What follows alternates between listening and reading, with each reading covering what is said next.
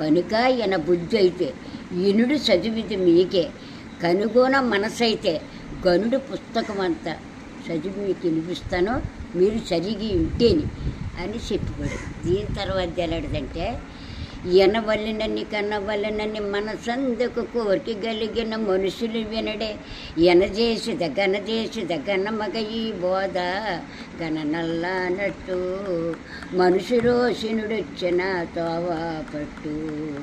అంటే నీకు వినాలని ఉంటే ఇను, లేకపోతే నువ్వు వచ్చిన దారి నిలుపుకొని నువ్వు పిలిచి పని కాదు ఇది. నీకు నువ్వు బాగో, నాకు నీకు నువ్వు నీకే. కానీ పెళ్ళి ఏంటి, మా అమ్మాయికి 2 వచ్చింది ఎందుకని బతిమాలి, నాకు ఇది పెళ్ళి కాదు, నీ బాధ్యత.